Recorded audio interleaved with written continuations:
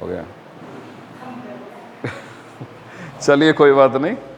तो हम पढ़ रहे थे नीति निर्देशक तत्व, और लास्ट जो क्लास हुई थी उसमें हम समझ चुके थे अनुच्छेद 41 से लेके 44 तक। ठीक है, तो एक बार वापस तुमको फॉरम में लेने के लिए एक 2 मिनट का रैपिड रिवीजन मार लेते, और उसके बाद आगे आज मैं अनुच्छेद 45 से लेके 51 तक पूरे नीति निर्देशक तत्व समझाऊंगा, और फिर अपन पूरा नोट कर लेंगे। अनुच्छेद 40 तक तो लिखे हुए हैं, फिर 41 से लेके आगे पूरा लिख लेंगे। एक बार एक फास्ट रिवीजन हो जाए। नीति निर्देशक तत्व कहाँ के संविधान से लिए गए? आयरलैंड के संविधान से। कौन से अनुच्छेद में स्थित हैं? स्पीड से आंसर दो। 36 से 51 कौन से भाग में स्थित हैं?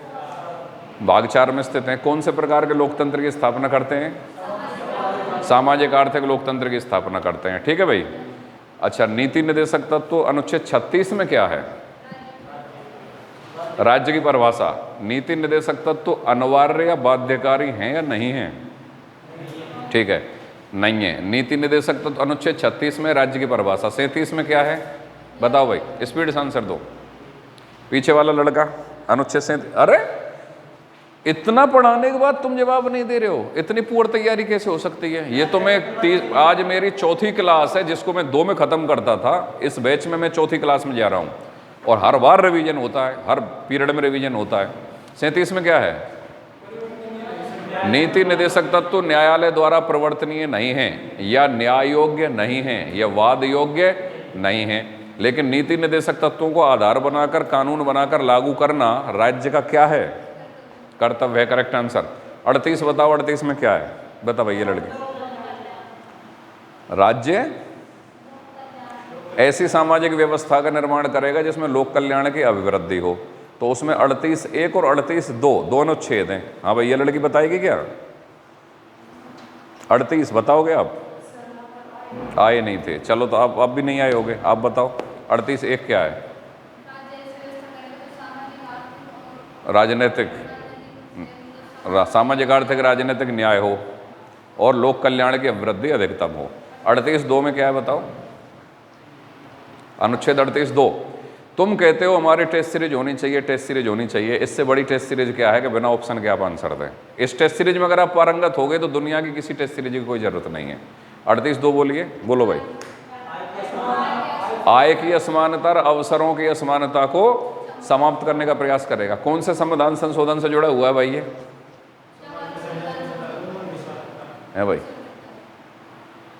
सबसे पहले हमारे द्वारा गाइडेंस प्राप्त व्यक्ति अलवर में एक थाना इंचार्ज बन के आया है। तुम चाहें तो उसकी काउंसलिंग करवा देते हैं यहाँ तुम्हारे पास, यहाँ बुला देंगे। थाना इंचार्ज हैं वो इस थाने के, अरावली बिहार। शायद जहीर अब्बास यहाँ से गया है और वो यहाँ पे आए हैं। अब वो मतलब एक तरीके से मोटिवेशन ही था, कोई ऐसा भी नहीं कि पढ़ाया था, साथ में ही थे। हाँ ये क्या, चलिए। तो 38(2) क्या है भाई बताइए? आय के ठीक है। कौन से संविधान संशोधन से जुड़ा? ठीक है। 39 अनुच्छेद को अगर पूरे को कोई विद्यार्थी आज यहाँ बोल दे तो मैं सिलेक्शन की डिक्लेयर कर दूंगा उसका आज ही, क्योंकि 39 को बोलने का मतलब है कि IQ, कैलिबर और मेमोरी तीनों चीज़ें हैं उसके अंदर। हाँ भाई, तुम बोलो साहब प्रभु। नहीं बोलोगे? नहीं, अरे ना तो यार ये तो गलत बात है यार। हाँ भाई, तुम लड़के हिम्मत कर सकती हो, तुम बोल सकती हो क्या? याद को होना चाहिए। तुम अभी तैयारी की शुरुआत कर रही हो। तैयारी की शुरुआत में तो आदमी का बिल्कुल इतना ज़बरदस्त वो होना चाहिए, जोश की जो पढ़ा दिया वो बिल्कुल आत्मसात हो गया, इतना होना चाहिए शुरुआत में तो। हाँ भाई, तुम हिम्मत करो थोड़ा सा, कर सकते हो। बोलिए 39। चलिए हाँ, 39 स्मॉल ABCDEF पूरा स्मॉल ए बोलो। 39 स्मॉल ए। आजीविका प्राप्त करने का समान अवसर। समझ गए? समान अवसर शब्द अधूरा है। किस चीज में समान अवसर? दौड़ लगाने में समान अवसर, आजीविका प्राप्त करने में समान अवसर। 39B न्यायपूर्ण वितरण, भौतिक देश के भौतिक संसाधनों का वितरण न्यायपूर्ण हो। C में क्या है? देश के भौतिक संसाधनों का संकेंद्रण एक व्यक्ति नहीं, कुछ ही लोगों के हाथों में नहीं होना चाहिए। ठीक है। 39D हाँ, महिला और पुरुष दोनों के लिए समान कार्य के लिए समान वेतन का प्रावधान। 39 स्मॉल ई और एफ को बोल दो, चलो यहीं पे बात रुकेगी। 39 स्मॉल ई,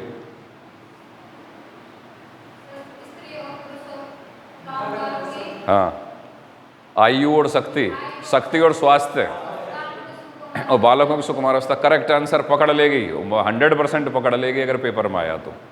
बालकों की सुकुमार अवस्था और स्त्री और पुरुष दोनों ही कार्मिकों की स्वास्थ्य और शक्ति, इनका संरक्षण किया जाएगा और उनको ऐसे कार्य में आर्थिक मजबूरी के कारण ऐसे कार्य में जाने को मजबूर नहीं होना पड़े जो उनकी आयु और शक्ति के प्रतिकूल हो, उसके अनुकूल ना हो। ठीक है, बढ़िया, शाबाश शाबाश शाबाश। स्वतंत्र वातावरण में, हाँ ठीक है पकड़ लेगी। स्वतंत्र और गर्मापूर्ण वातावरण में उनको विकास का अवसर मिले बालकों को, और उनके शोषण से, बालक और अल्पवयस्क व्यक्तियों के शोषण से और नैतिक और आर्थिक परित्याग से क्या की जाएगी, रक्षा की जाएगी। चलो बढ़िया बढ़िया, अच्छी तैयारी। 40 बताओ भाई, अब बताओ। बिना टीपे के रखी है मैंने बैच में, मेरे बैच में से भग जाते हैं लोग बाग। पहले तो आते हैं कि टेस्ट सीरीज लोगे कि नहीं लोगे, पढ़ाओगे कैसा, ये कैसा करोगे, कितने दिन में टेस्ट सीरीज होते हैं। मैं मन ही मन हंसता हूँ कि बहुत रोएगा टेस्ट सीरीज की बात जब आएगी, जब, और ये देने और नहीं आएगा जब लूँगा मैं, जब उस समय टेस्ट सीरीज, फिर डेली चलेगी टेस्ट सीरीज। बोलिए अनुच्छेद 40 ग्राम पंचायतों का गठन करेगा। हाँ भाई 41 बोलो यार, ये तो लास्ट क्लास में ही करवाया है मैंने। 41, हाँ भाई लड़की बोलो। नहीं, ये बहानेबाजी है, लिखे हुए कौन से बताई दिए, ये तो चल नहीं लिखा लिखे हुए हो तो याद रहते हैं। चलो खैर कोई बात नहीं, फिलहाल तो मैं आपको 44 तक समझा चुका था। एक बार मैं आपको 45 से 51 तक समझा देता हूँ, फिर दोबारा वो 41 से 51 तक पूरे लिखा देता हूँ। इनके अलावा नीति निर्देशक तत्वों में काफ़ी सारी कोटेशन है ना, और काफ़ी और भी पॉइंट आएंगे, फिर अपन सारा नोट्स आज ही बना लेंगे। चलिए तो आगे लिखते हैं हम, अनुच्छेद 45 में क्या है।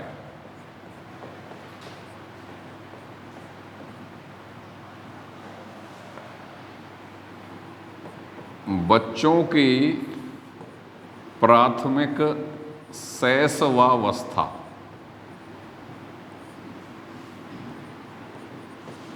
प्राथमिक शैशवावस्था का संरक्षण या शैशवावस्था की देखभाल, और 6 वर्ष तक के बच्चों की, 6 वर्ष तक के बच्चों की शिक्षा का प्रावधान, बच्चों की शिक्षा का प्रावधान। हाँ जी, यहां पे 2 की पॉइंट पकड़ना है आपको। एक तो बच्चों की प्राथमिक शैशवावस्था, इसकी देखभाल की जाएगी, और एक 6 वर्ष तक के बच्चों की शिक्षा का प्रावधान। कौन से अनुच्छेद में, नीति निर्देशक तत्वों में कौन से अनुच्छेद में है ये? अनुच्छेद 45। ठीक है भाई, 2 की पॉइंट, बच्चों की प्राथमिक शैशवावस्था। तो साइकोलॉजी में तुम शैशवावस्था की उम्र क्या पढ़ते हो? मैं साइकोलॉजी का टीचर रही हूँ, मुझे नहीं पता है। तो शैशवावस्था मुझे लगता है शुरुआत के 2, 4, 5, 6 साल तक की रहती होगी, उसका देखभाल की जाएगी। और 6 वर्ष तक के बच्चों की, इसमें क्लियर कट उम्र कितनी दे रखी है? 6 वर्ष। 6 वर्ष तक के बच्चों की शिक्षा का प्रावधान है। ठीक है भाई, कौन से अनुच्छेद में? 45 में। इस अनुच्छेद 45 को मूल अधिकार का दर्जा दे दिया गया, और 86वें संविधान संशोधन 86वें संविधान संशोधन 2002, 86वें संशोधन 2002 के द्वारा शिक्षा का अधिकार, लेकिन उसमें उम्र बढ़ा दी, 6 से 14 वर्ष तक के बच्चों को शिक्षा उसका मूल अधिकार बना दिया। कौन से अनुच्छेद में? 21 के में मूल अधिकार बना दिया। अब यहां पे सवाल टिक गया, शिक्षा के मूल अधिकार के तहत या 86वें संशोधन 2002 के तहत कौन से नीति निर्देशक तत्व को मूल अधिकार का दर्जा दिया गया? क्या उत्तर आएगा? 45 को। समझ गए आप? मूल अधिकारों में पढ़े हैं कि शिक्षा मूल अधिकार है या नहीं है? है। कौन से अनुच्छेद के अंतर्गत है? 21 के अंतर्गत है।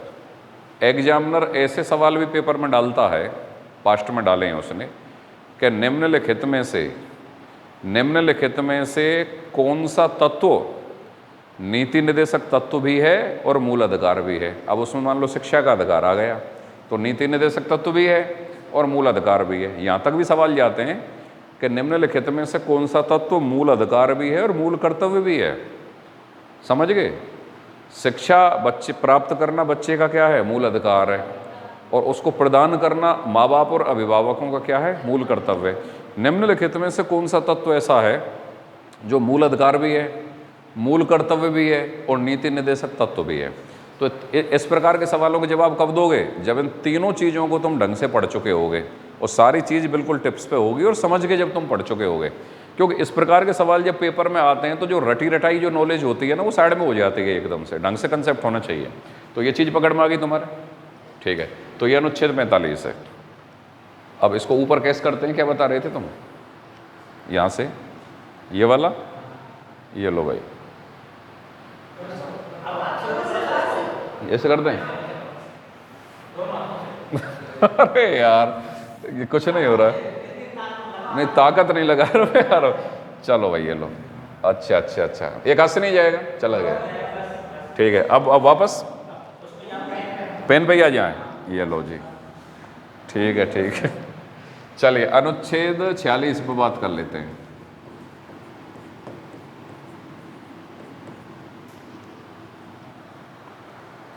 देखिए मैं सरल भाषा में बोलता हूँ, फिर मैं बोर्ड पे लिखूंगा। राज्य अनुसूचित जातियों, अनुसूचित जनजातियों और अन्य दुर्बल वर्गों का संरक्षण करेगा। 3 की पॉइंट पकड़ना है आपको।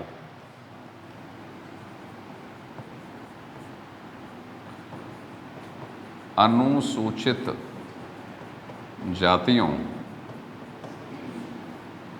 अनुसूचित जनजातियों,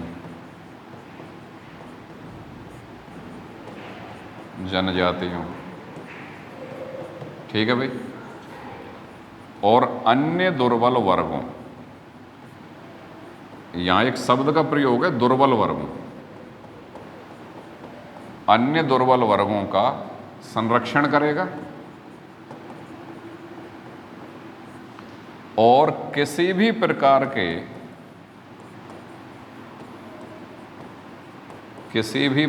के सामाजिक अन्याय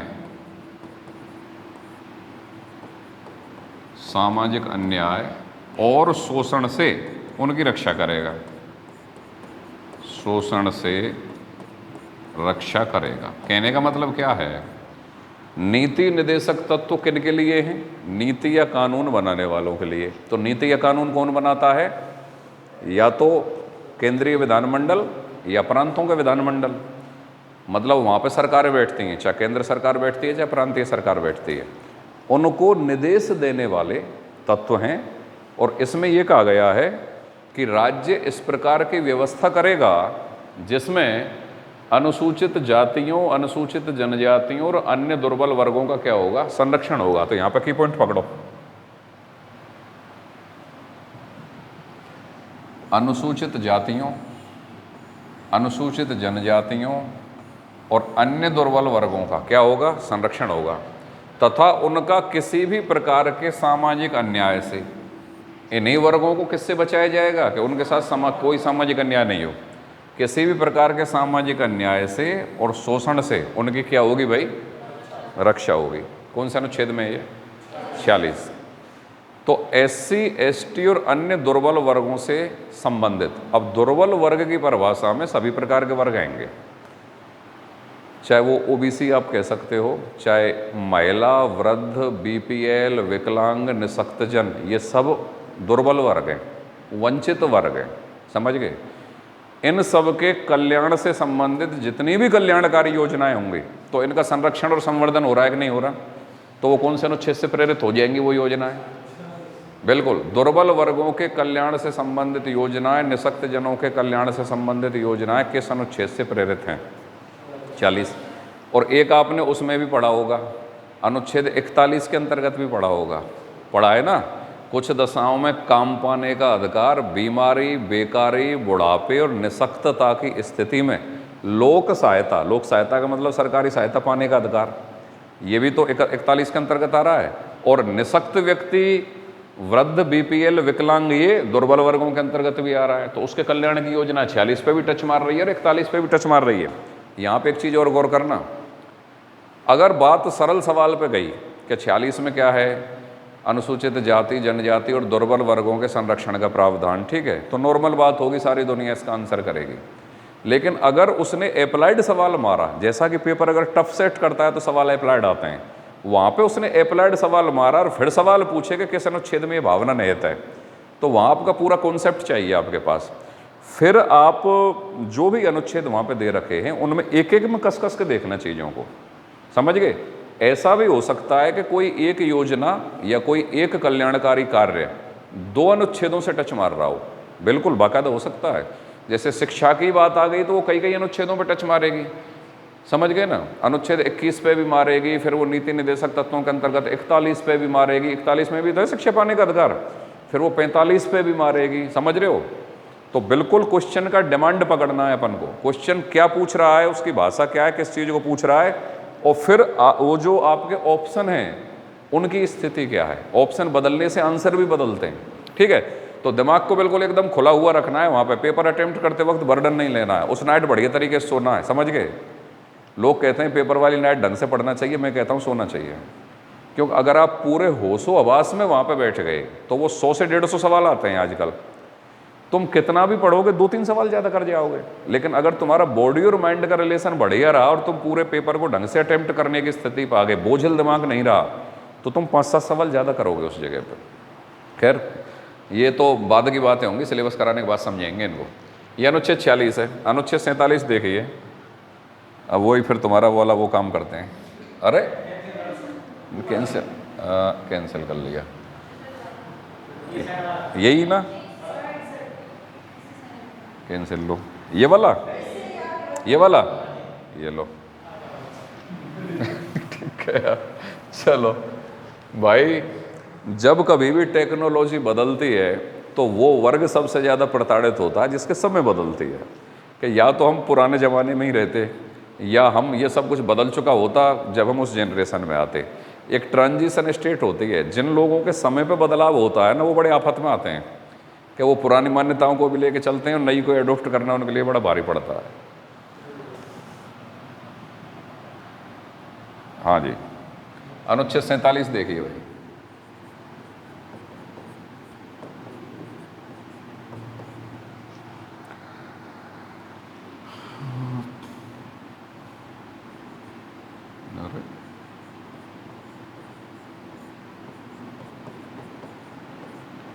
जीवन स्तर, पोषाहार स्तर,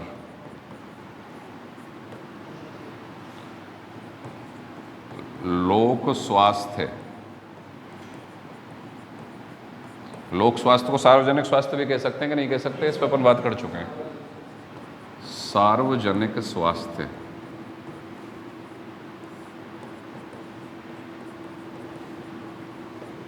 सार्वजनिक स्वास्थ्य का संरक्षण, और मादक, मादक को नशीला भी कह सकते हैं, मादक या नशीले पदार्थों के निषेध का प्रावधान।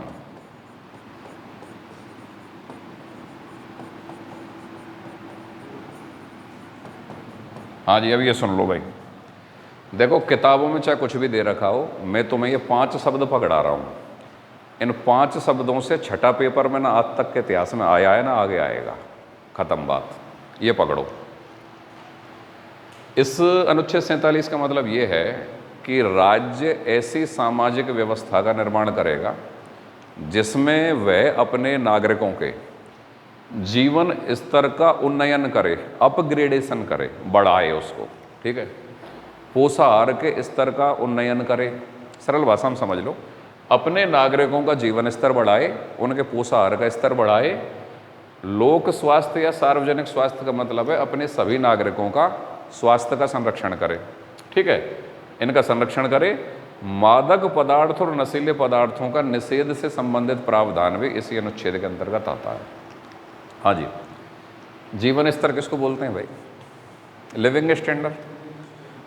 राज्य को ये निर्देश या निर्देश पहले ही संविधान बनाने वालों ने दे दिया कि अभी तो चलो देश आज़ाद हुआ है, थोड़ा आर्थिक कड़क ही है, लेकिन जैसे ही तुम्हारे पास पैसा आए तुम अपने नागरिकों के जीवन स्तर को बढ़ाना। क्योंकि देश जब आज़ाद हुआ था तो बहुत सारी जो जनसंख्या थी, उस जनसंख्या को 2 टाइम का ढंग से खाना भी नहीं मिलता था, बहुत सारे लोगों को नहीं मिलता था, ठीक है। कपड़ा वपड़ा का जुगाड़ भी नहीं था, रोटी कपड़ा मकान की बड़ी समस्या आती थी पुराने टाइम पर। ये तुम अपने घर वालों से, या हरित क्रांति आई थी 1960 के दशक में, 66-67 में, उसके बाद खाद्यान्न उत्पादन में भारत बाद में जाके आत्मनिर्भर बना है। और ये कहानी कब की चल रही है? 1950 और उसके आसपास की चल रही है। तो उस समय पे जीवन स्तर और पोषाहार का स्तर की तो दूर की बात है, भरपेट पोषाहार खाना ही नहीं मिल रहा है लोगों के लिए। वो तो हरित क्रांति के बाद भारत में खाद्य सुरक्षा बढ़ी है। और पुराने टाइम पे अगर आपके घर में बड़े बुजुर्ग मौजूद हों तो उनको पूछना कि उस समय पे अन्न का संकट कितना बड़ा संकट हुआ करता था पुराने टाइम पे, ठीक है। तो जीवन स्तर को राज्य बढ़ाएगा, पोषाहार के स्तर को राज्य बढ़ाएगा। तो ये खाद्य सुरक्षा से संबंधित जो कानून आ रहे हैं, खाद्य सुरक्षा जानते हैं? शब्द नाम तो सुना होगा, खाद्य सुरक्षा नाम तो सुना है ना जीके में, खाद्य सुरक्षा, खाद्य सुरक्षा, खाद्य सुरक्षा। क्या? हाँ, वो खाद्य सुरक्षा के लिए ही दिया जा रहा है। अब क्या होती है खाद्य सुरक्षा? चलो मान लो, देखो सुनो मेरी बात, समझ के पढ़ने वाला विद्यार्थी हमेशा चैंपियन रहेगा, इसमें तो कोई डाउट ही नहीं है।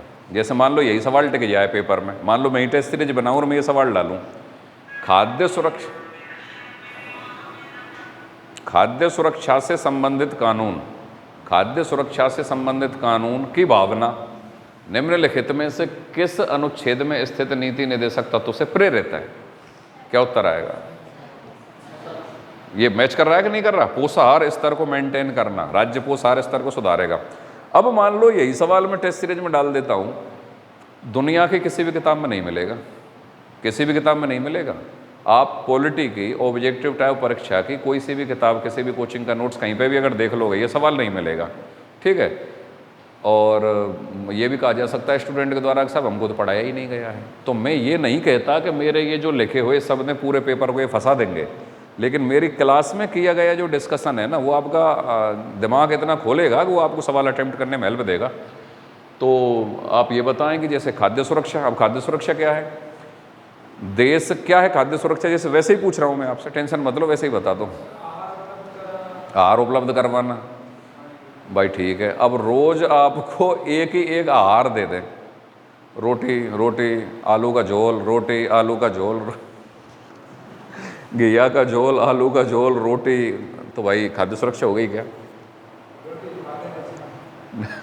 सुनिए मेरी बात, खाद्य सुरक्षा में 3 चीज़ें आती हैं कि खाद्य सुरक्षा का मतलब ये नहीं है कि भाई साहब भरपेट भोजन मिल जाए तो खाद्य सुरक्षा हो रही है। भरपेट भोजन मिल रहा है लेकिन उसमें आवश्यक मात्रा में कैलोरी नहीं मिल रही है, आपको उतना न्यूट्रिशन नहीं मिल रहा जो बॉडी के लिए चाहिए, तो ये खाद्य सुरक्षा के कंसेप्ट में शामिल नहीं है। 1 किलो आलू का झोल बना के और 1 भगोना भर के और 50 लोगों को खिला देगा, ये खाद्य सुरक्षा है? पेट तो बढ़ जाएगा उनका। मिर्ची ज़्यादा डाल देते हैं, होटल वाले ये काम करते हैं जो ठेके में खिलाते हैं ना, हाँ भाई 50 रुपये में भरपेट खाना, ठीक है, तो वो खाद्य सुरक्षा नहीं है। तो खाद्य सुरक्षा में 3 चीज़ें आएंगी। अच्छा, बढ़िया क्वालिटी का खाना देना, ये खाद्य सुरक्षा में आएगा? डरो मत, अपने दिमाग को खोलो थोड़ा सा, आएगा। अब ठीक है, बढ़िया क्वालिटी के खाने की भी सुन लो कहानी कि एक दिन तो तुम्हारे लिए जोरदार, जो मतलब हर व्यक्ति का अपना चॉइस अलग होती है, ठीक है। अब जैसे इस लड़के को भिंडी की सब्ज़ी अच्छी लगती है, इसको पनीर की लगती है, या बेचारे बैगन को भरता बढ़िया लगे। हर व्यक्ति का अपना अपना चॉइस है, और इसमें अच्छा और बुरा कैसा भी हो सकता है भाई, और चॉइस के साथ कोई समझौता भी नहीं होना चाहिए। तुम में से ऐसे कितने हैं जो रोटी दूध में डुबो के खाते हैं? अच्छी लगती है ना? अच्छी लगती है? अरे अब किसने मना कर दिया? अरे कोई नुकसान ना करे, मस्त रहे करो। सुनो मेरी बात, भैंस का दूध या गाय का दूध जो भी है वो गर्म नहीं हो, मतलब जिसको गांव में निपनिया दूध बोलते हैं ना, उसमें रोटी को डुबो के खाने में जो, अब हर आदमी का टेस्ट है भाई, देखो मेरा तो ये है, ठीक है। अच्छा, ऐसे कितने हैं जो रोटी में घी भर के और उसमें बढ़िया वाली चटनी घी के साथ, सुपर। यार मुझे तो लगता है कि सारी खाने वाने सब एक साइड में हो जाते हैं वो तो ठीक है, अब तुम कहोगे, अब या कोई भी व्यक्ति कहेगा यार बता यार ये भी कोई टेस्ट है क्या? आप इस टेस्ट के अगर आदी हैं ना, तो कितनी भी टेस्टी आइटम आपके साथ में रखे होंगे उनको आप साइड में कर दोगे, अपना अपना टेस्ट है। तो कहने का मेरा मतलब ये है कि खाद्य सुरक्षा में 3 चीज़ें आएंगी कि एक तो व्यक्ति को नियमित खाना मिले। ये थोड़ी है कि आप एक दिन तो उसको बढ़िया वाला खिला दो, हाँ भाई बता क्या खाएगा, साहब मटर पनीर की सब्जी खाऊंगा, ये खाऊंगा, वो खाऊंगा, वो खाऊंगा, खा लाए। अब ऐसा भाई 4 दिन बाद मिलेगा, ठीक है। तो खाद्य सुरक्षा में आपको जितना आवश्यक खाना आपको कैलोरी के लिए चाहिए वो मिले, नियमित रूप से मिले, मतलब रोजाना ही मिले, ठीक है, नियमित रूप से मिले, और देश की सभी जनसंख्या को मिले। ये भी नहीं है भाई केवल शहर वाले को दे दिया, गांव वालों को नहीं मिले, अमीर को दे दिया, गरीब को नहीं मिले। 3 कंसेप्ट खाद्य सुरक्षा के अंतर्गत आएंगे कि जितनी बॉडी के लिए आवश्यक कैलोरी है उतना मिले, प्रतिदिन मिले, और समाज के सभी वर्गों को मिले। अब अगर ये 3 चीज़ें आपकी हो रही हैं तो उस देश में के नागरिकों को खाद्य सुरक्षा प्राप्त है, और अगर ऐसा नहीं हो रहा है तो नहीं प्राप्त है। तो 2001 की जनगणना हुई तो भारत में सब जनसंख्या 100 करोड़ पार मार गई, लेकिन दुनिया के सबसे ज़्यादा भूखे, सबसे ज़्यादा कुपोषित, सबसे ज़्यादा कमज़ोर महिला भी, बच्चे भी, नागरिक भी भारत में। तो सरकार खाद्य सुरक्षा का कंसेप्ट लेके आई, बाद में 2013 में उसको कानून बनाया और अपने नागरिकों के लिए खाने की व्यवस्था की गई। ये अलग चीज़ है, ये तो फूड की शुद्धता है, ये और एडवांस वर्जन है कि हाँ हाँ खाद्य सुरक्षा में आएंगे सारे जितने भी प्रकार की योजनाएं जो लोगों को भरपेट खाना दे रहे हैं, सस्ते में दे रहे हैं, चाहे फ्री में दे रहे हैं, चाहे कम रुपयों में दे रहे हैं, उन सब का उद्देश्य यही है अपने नागरिकों की खाद्य सुरक्षा की प्राप्ति करना। नहीं है तो हो सकता है अगला विस्तार गाँवों तक चला जाए। भूखमरी शहरों में ज़्यादा है, गाँव में तो फिर भी बगल के घर से भी दरिया लिया में मांग के, ठीक है भाई छाछ मांग लाते हैं, दलिया वलिया कहीं इधर उधर से जुगाड़ बैठ जाता है। भूखमरी शहर का गरीब ज़्यादा परेशान है बजाय गांव के गरीब के, क्यों गांव का गरीब तो छोटे धाड़े में भी रह लेगा, लाइट वाइट नहीं आएगी, जुगाड़ हो जाएगा, शहर में मच्छरों में मर जाएगा, वो बेचारा कहाँ रहेगा। गरीबी शहर में ज़्यादा परेशान करती है, ठीक है। अब इधर देखो आप, गाँव में तो कोई रिश्तेदार आ जाएगा तो चाय का दूध कहीं से भी ले आओ आप, गाँव शहर में को दे देगा कोई, ठीक है।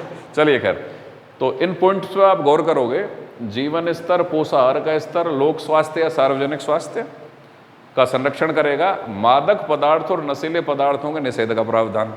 अब एग्जामिनर आपसे सवाल पूछेगा, गुजरात और बिहार में शराबबंदी से संबंधित कानून निम्नलिखित में से कौन से नीति निर्देशक तत्वों से प्रभावित हैं?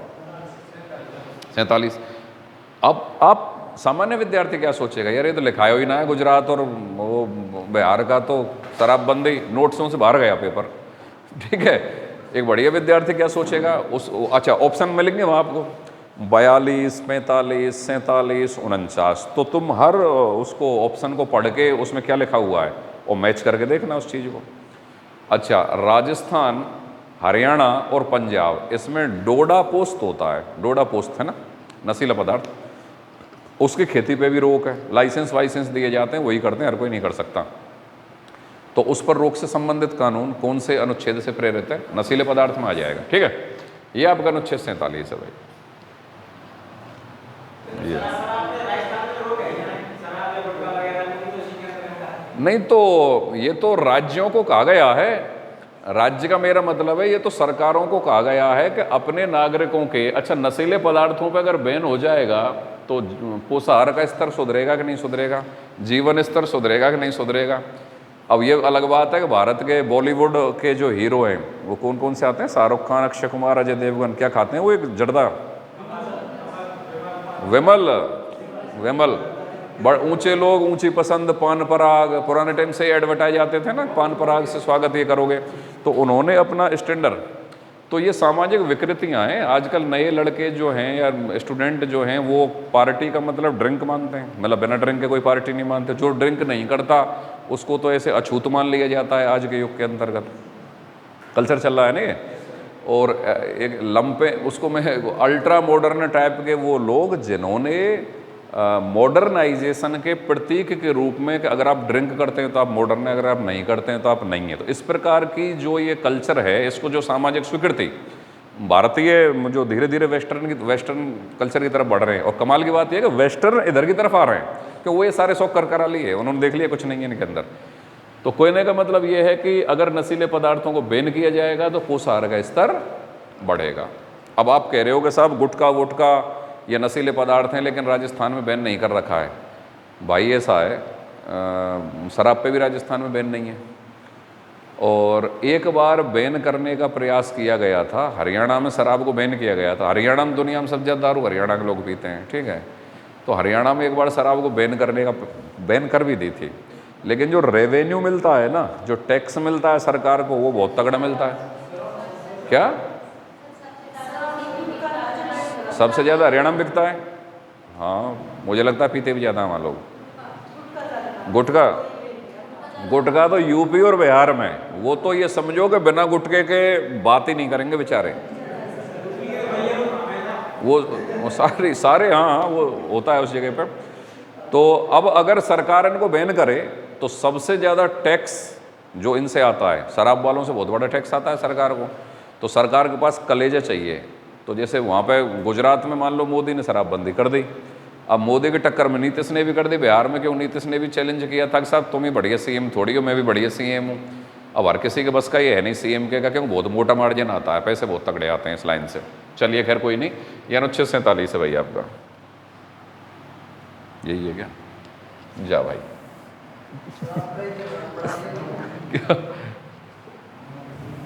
अरे यार आपके बार धीरे धीरे जा रहा है ये। चलिए हाँ भाई, अनुच्छेद 48 देखिए।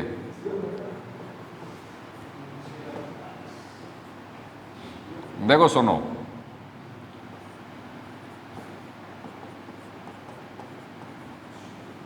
चाहे इसको कह लो चाहे ए कह लो,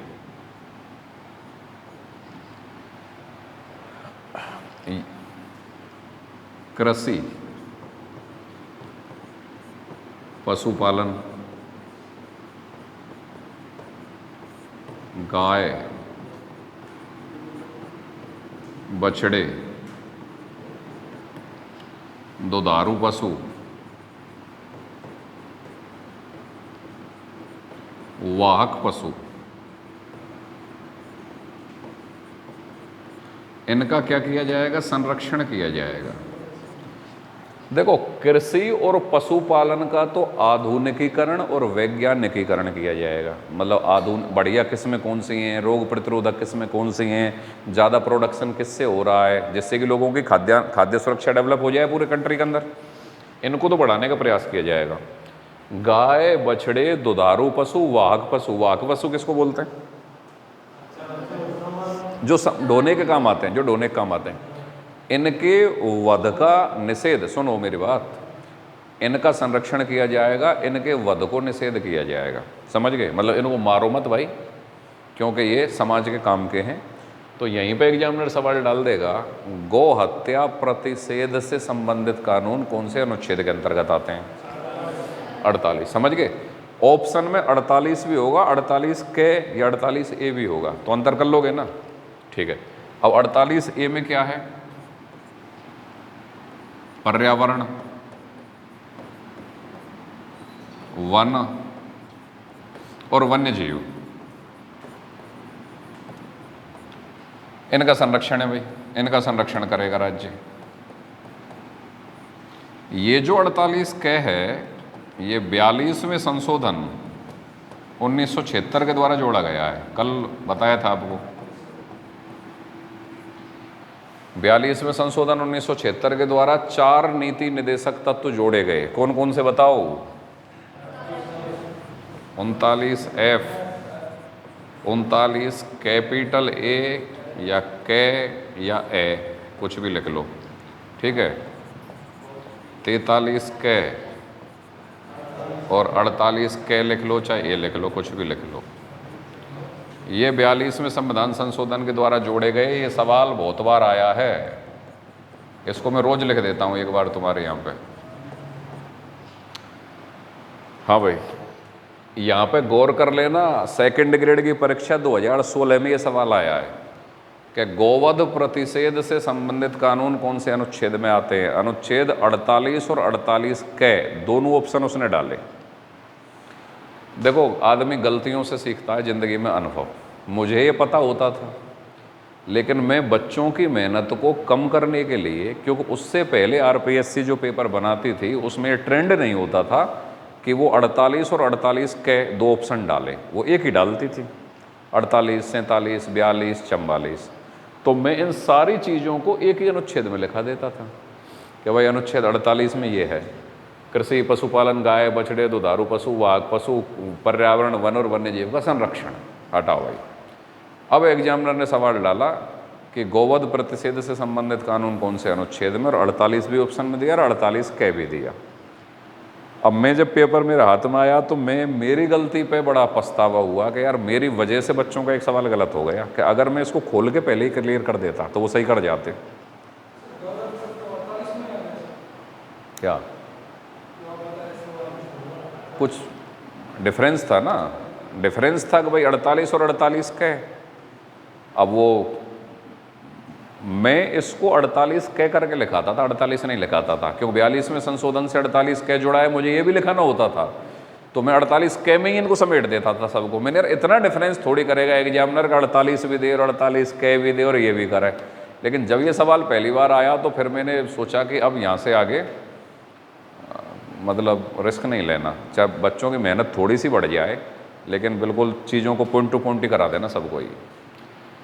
तो 48 में ये 5 चीज़ें, कृषि, पशुपालन, गाय बछड़े, दुधारू पशु, वाघ पशु, ये शब्द याद कर लेना फिक्स।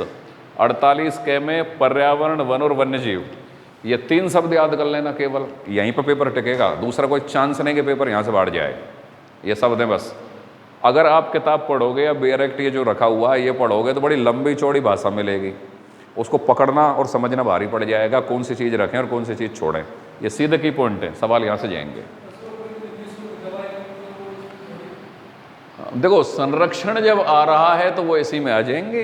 अब यूँ तो मैं आपसे पूछूं कि निःशुल्क दवा वितरण की योजना कौन से अनुच्छेद से प्रेरित है? एक तो 47 में पढ़ाया है आपको कि लोक स्वास्थ्य या सार्वजनिक स्वास्थ्य का ख्याल रखा जाएगा या संरक्षण किया जाएगा। नहीं नहीं, टेंशन क्यों ले रहे हो, 47 में भी है, 41 में भी है, 41 में भी है, 47 में भी है। एक देखो इसमें क्या है, 41 उसमें सुन लो, 47 में लोक स्वास्थ्य या सार्वजनिक स्वास्थ्य का ख्याल रखा जाएगा, तो लोक स्वास्थ्य या सार्वजनिक स्वास्थ्य में आ रही है कि नहीं आ रही है? आ रही है कि नहीं आ रही है? आ रही है, ठीक है। 41 क्या है? काम पाने का, शिक्षा पाने का, और तीसरा लोक सहायता पाने का अधिकार, लोक सहायता पाने का अधिकार। और लोक सहायता में बीमारी, बेकारी, बुढ़ापा आदि में लोक सहायता पाने का अधिकार। एक महिलाओं के लिए प्रसूति सहायता अनुच्छेद जैसे 42 के अंतर्गत पड़ गया, उन चीज़ों के अंतर्गत। फिर उसमें क्या है, अनुच्छेद 21 के अंतर्गत भी आ जाएंगी। कई कई चीज़ें कई कई जगह पर है, लेकिन 47 में क्लियर कट आपका क्या दे रखा है कि लोक स्वास्थ्य या शारीरिक स्वास्थ्य का ख्याल रखा जाएगा। हाँ भैया, 48 हो गया आपका। अब 49 देखिए। हाँ, इसमें 48 में एक चीज़ और देखो, भारतीय वन्यजीव अधिनियम 1972 पारित किया गया।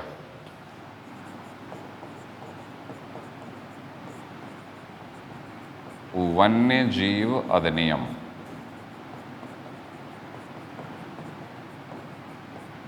1972। एनजीटी,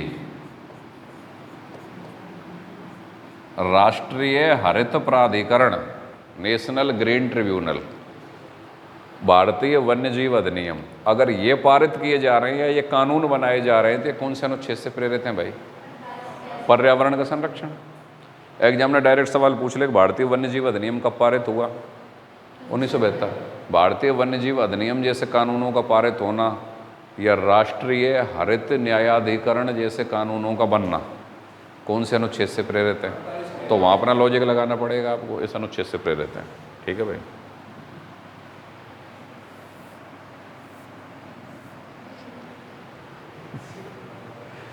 नॉन टेक्निकल आदमी क्लियर दिख जाता है, ठीक है।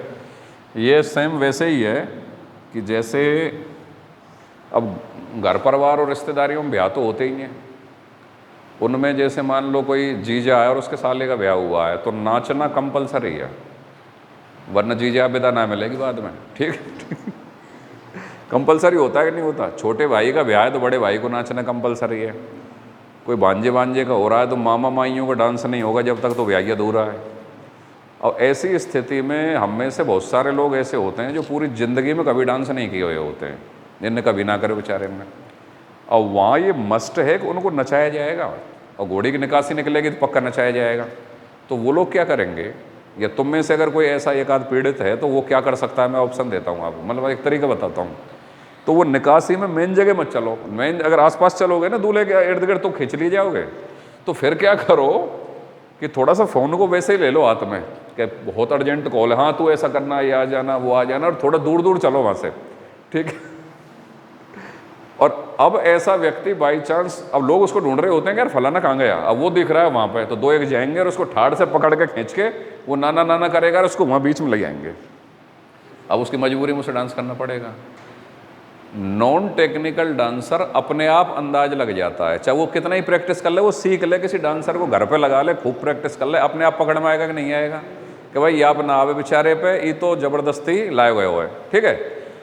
ऐसे ही नॉन टेक्निकल आदमी, तुम कह रहे हो कि भाई इसको ऊपर करो आप, तो मैं खूब ऊपर कर रहा हूँ मेरे हिसाब से, लेकिन क्लियर दिख रहा है कि नहीं दिख रहा कि भाई आता नहीं है इलेक्ट्रॉनिक बोर्ड पे काम करना। ठीक है, हाथों से आइडिया आ जाता है कि ये ना समझ या नया ही आदमी है। चलिए, अनुच्छेद 49,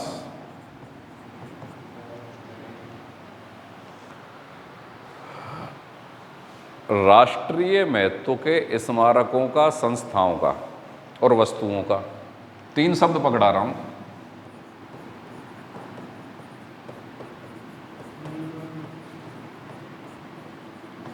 राष्ट्रीय महत्व के संस्मारक शब्द का प्रयोग किया गया है संविधान में। संस्मारक कह लो या स्मारक कह लो, राष्ट्रीय महत्व के संस्मारक। अरे यार वो पंखा बंद कर दो। ठीक है, थोड़ी इसमें आवाज़ साफ आ जाएगी। राष्ट्रीय महत्व के संस्मारक, वस्तु और स्थानों का संरक्षण और सुरक्षा, संरक्षण और सुरक्षा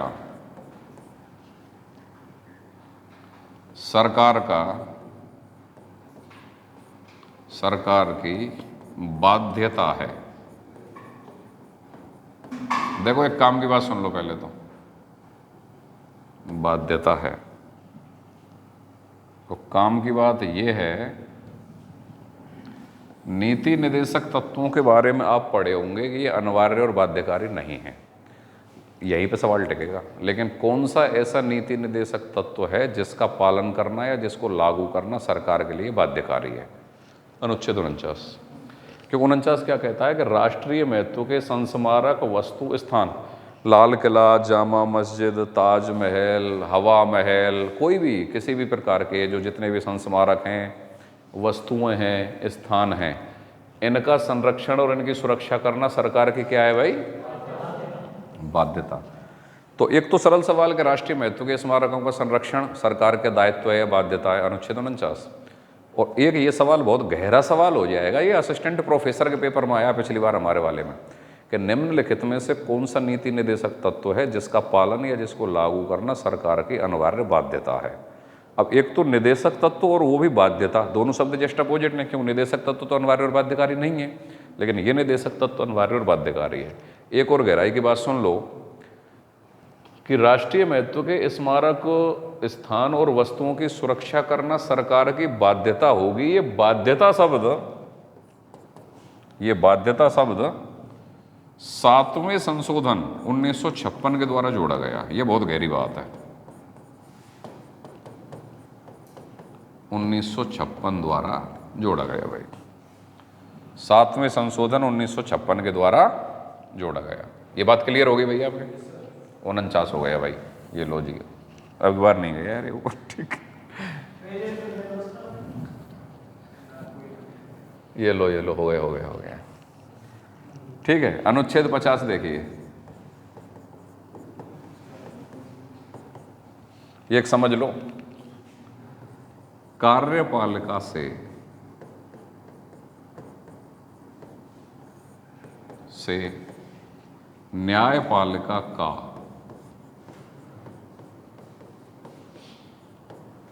न्यायपालिका का संरक्षण किया जाएगा या उसकी स्वतंत्रता पृथक किया जाएगा, संरक्षण या पृथक्करण किया जाएगा।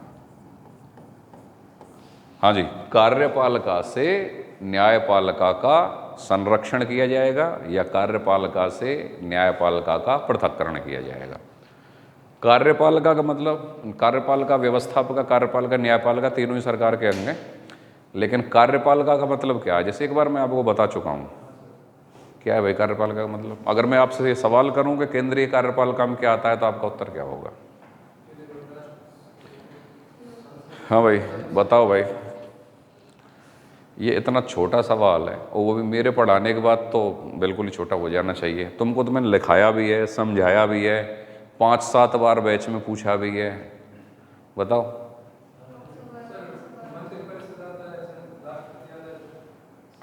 राष्ट्रपति, उपराष्ट्रपति, प्रधानमंत्री, मंत्रिपरिषद और सचिव, ये कार्यपालिका में आते हैं। व्यवस्थापिका में क्या आता है? राष्ट्रपति, लोकसभा, राज्यसभा व्यवस्थापिका में आते हैं। कार्यपालिका में क्या आता है? राष्ट्रपति, उपराष्ट्रपति, प्रधानमंत्री, मंत्रिपरिषद और सचिव, ये कार्यपालिका में आते हैं। कहने का मतलब ये है कि सरकार के वे प्राधिकारी जो व्यवस्थापिका के द्वारा बनाए गए कानूनों को लागू करते हैं। तो और एक सरल भाषा में समझ लो, कार्यपालिका का मतलब नेतागण, नेतागण, राजनेता, ठीक है। न्यायपालिका में क्या आते हैं? जजेज, जज आते हैं। अब यह अनुच्छेद क्या कह रहा है? अनुच्छेद 50, कार्यपालिका से न्यायपालिका का संरक्षण किया जाएगा। किसका संरक्षण किया जाएगा?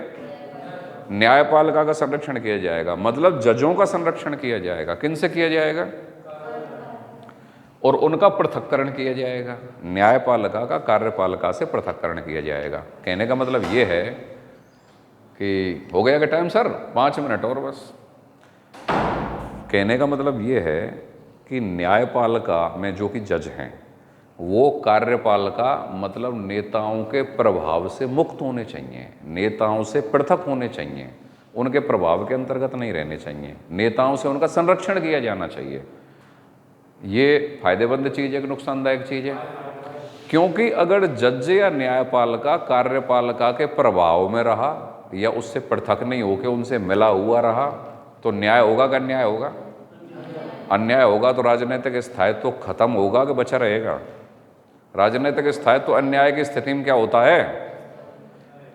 बचा रहेगा। राजनीतिक स्थायित्व खत्म हो जाएगा। अगर अन्याय होगा तो राजनीतिक स्थायित्व तो बचेगा कि नहीं बचेगा?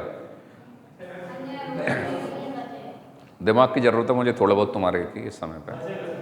राजनीतिक स्थायित्व अन्याय की स्थिति में, अरे अन्याय की स्थिति में तो जड़ खोद देंगे सरकार के लोग बाग।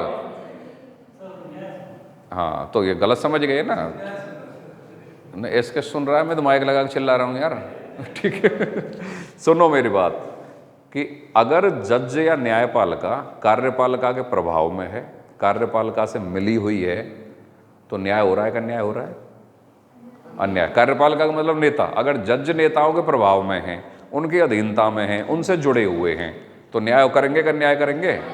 अन्याय करेंगे। अन्याय होगा, क्यों? नेता दबाव डालेंगे, अन्याय हो जाएगा। अन्याय होगा तो किसी देश का राजनीतिक स्थायित्व तो बचा रहेगा कि क्रांति हो जाएगी वहाँ पे? ये तो चाणक्य से लेके अरस्तु से लेके सभी लोगों ने कहा है कि अगर अन्याय असमानता फैल गई तो राज्य में क्रांति हो जाएगी। ठीक है, तो राजनीतिक स्थायित्व तो खत्म होगा। नीति निर्देशक तत्व क्या चाहते हैं? राजनीतिक स्थायित्व बना रहे। तो राजनीतिक स्थायित्व बना रहे, इसके लिए क्या होना चाहिए? कि न्याय होना चाहिए। न्याय होने के लिए क्या चाहिए? कि जो न्यायाधीश हैं वो राजनेताओं से पृथक रहें, उनके प्रभाव से मुक्त रहें और उनका संरक्षण किया जाए। तो नीति निर्देशक तत्वों में पहले ही ये बात डाल दी गई कि अगर आप राजनीतिक स्थायित्व चाहते हैं, देश का भला चाहते हैं, तो कार्यपालिका से न्यायपालिका का क्या करो? संरक्षण करो और उनका क्या करो? पृथक्करण करो। अनुच्छेद 51।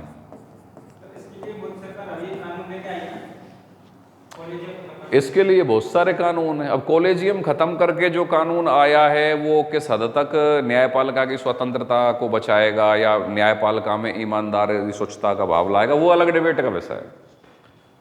ठीक है, अब उसमें तो पक्ष और विपक्ष दोनों आ जाएंगे। उसमें तो ये भी है कि भाई साहब उसमें क्या नाम है, एक राष्ट्रीय न्यायिक नियुक्ति आयोग के अंतर्गत तो एक सरकार का मंत्री भी बैठेगा, तो इसका मतलब सरकार का दखल बढ़ेगा। न्यायपालिका कहती है कॉलेजियम सिस्टम हमारा सिर्फ न्यायपालिका का है, उसमें हम कार्यपालिका का दखल बर्दाश्त नहीं करेंगे। बहुत वो एक लंबे डिबेट का मुद्दा है। चलो अपन यहाँ पे बात कर लेते हैं। अनुच्छेद 51, राज्य अंतर्राष्ट्रीय स्तर पर शांति स्थापित करने का, शांति व सौहार्द स्थापित करने का प्रयास करेगा। राज्य अंतर्राष्ट्रीय स्तर पर शांति व सौहार्द स्थापित करने का प्रयास करेगा तथा भारतीय विदेश नीति से संबंधित प्रावधान इसी अनुच्छेद से प्रेरित हैं। यहाँ पे एक पॉइंट और है जो डायरेक्ट लिखा हुआ नहीं है संविधान की किताबों में, लेकिन इनडायरेक्टली ये सवाल बनता है और कई बार आया हुआ है। भारतीय विदेश नीति से संबंधित प्रावधान इसी अनुच्छेद से प्रेरित हैं। प्रावधान, ठीक है भाई। अब कैसे हैं वो समझ लो। राज्य अंतर्राष्ट्रीय स्तर पर शांति स्थापित करने का प्रयास करेगा, कौन से अनुच्छेद में ये नीति निर्देशक तत्व? 51। भारतीय विदेश नीति से संबंधित प्रावधान किस नीति निर्देशक तत्व से प्रेरित हैं? अनुच्छेद 51। तो विदेश नीति क्या होती है और इस अनुच्छेद से वो कैसे प्रेरित है वो समझिए आप। विदेश नीति क्या है? वैदेशिक संबंधों के संचालन की किसी देश की ऐसी नीति जिसमें वह अपने राष्ट्रीय हितों को ज़्यादा से ज़्यादा प्राप्त करने का प्रयास करे, राष्ट्रीय हितों को बढ़ाने का प्रयास करे। सरल भाषा में समझ लो, किसी देश की विदेश नीति का मतलब यह है कि दुनिया के अन्य देशों से जब वह अपने संबंधों का संचालन करे तो इस हिसाब से करे कि अपने राष्ट्रीय हित ज़्यादा से ज़्यादा बढ़े, यह मतलब अपने देश का फायदा ज़्यादा से ज़्यादा हो। ऐसी नीति विदेश नीति कहलाती है। ठीक है, तो अपने देश का फायदा कब ज़्यादा होगा? जब अपने अड़ोस पड़ोस का वातावरण शांति प्रिय होगा तब ज़्यादा होगा, या हिंसात्मक होगा तब ज़्यादा होगा। इसको ठीक है से समझो। तुम कोई कंपटीशन की तैयारी करना चाह रहे हो या कोई बिजनेस करना चाह रहे हो, चाहे तुम कुछ भी करना चाह रहे हो, वह कब ज़्यादा बढ़िया होगा? जब तुम्हारे घर का वातावरण और तुम्हारे अड़ोस पड़ोस का वातावरण शांति प्रिय हो या दंगाग्रस्त हो। जब तुम अपने हितों का ज़्यादा प्राप्त करोगे ना, ठीक ऐसे ही राष्ट्रों के या देशों के साथ होता है कि अगर उनकी सीमाएं सुरक्षित हैं, वह शांति प्रिय वातावरण बना हुआ है, तो वो अपनी आर्थिक उन्नति बढ़िया कर लेते हैं। और बॉर्डर ही अगर कंप्रोमाइज हुआ पड़ा है दूसरे देशों के साथ, तो सेना में इन्वेस्ट करना पड़ेगा, हथियारों में इन्वेस्ट करना पड़ेगा, वहाँ जमावड़ा करना पड़ेगा, अस्थिर रहेगा वो मुल्क। ठीक है, तो राष्ट्रीय हित कब ज़्यादा बढ़ेगा? जब अंतर्राष्ट्रीय स्तर पर शांति स्थापित होगी। और अंतर्राष्ट्रीय स्तर पर शांति स्थापना करना अनुच्छेद 51 के तहत राज्य के लिए नीति निर्देशक तत्व है। शांति स्थापित होने से राष्ट्रीय हित बढ़ता है और राष्ट्रीय हितों की अधिकतम प्राप्ति ही हर राष्ट्र की विदेश नीति का लक्ष्य होता है। तो विदेश नीति से संबंधित प्रावधान कौन से अनुच्छेद में प्रेरित होते हैं? इस तरीके से आपसे नीति निर्देशक तत्व कंप्लीट हुए। तो मैं आपको कल की जो क्लास होगी हमारी, तो वहाँ पे आपको अनुच्छेद 40 तक हम लिख चुके थे, 41 से पहले तो 51 तक लिखाएंगे। तो ये तो हुआ आपका नीति निर्देशक तत्व। लेकिन इसके बाद भी नीति निर्देशक तत्वों में बहुत सारी चीज़ें मुझे आपको लिखानी है। इनकी विशेषताओं में काफ़ी सारी चीज़ें, काफ़ी सारे फैक्ट आते हैं, बहुत सारी कोटेशंस आएंगी, किन किन संविधान विशेषज्ञों ने इनके बारे में क्या क्या कहा है, काफ़ी सारी चीज़ें आएंगी। ठीक है, और जितने भी प्रकार के पास्ट में सवाल बने हुए हैं वो मैं पढ़ाने की प्रक्रिया में अपने आप डिस्कशन करता हुआ चल रहा हूँ, तो मैं पता भी नहीं है मैंने कौन कौन से कर लिए हैं।